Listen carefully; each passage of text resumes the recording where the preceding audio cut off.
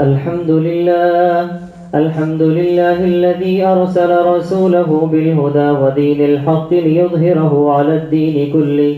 أما بعد فأعوذ بالله من الشيطان الرجيم. إن الله وملائكته يصلون على النبي يا أيها الذين آمنوا صلوا عليه وسلموا تسليما.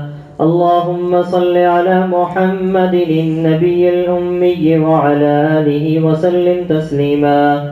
قال النبي صلى الله عليه وسلم: أرحم أمتي بأمتي أبو بكر، وأشدهم في أمر الله عمر، وأصدقهم حياء عثمان، وأقضاهم علي، وفاطمة سيدة نساء أهل الجنة، والحسن والحسين سيدا شباب أهل الجنة رضوان الله تعالى عليهم أجمعين.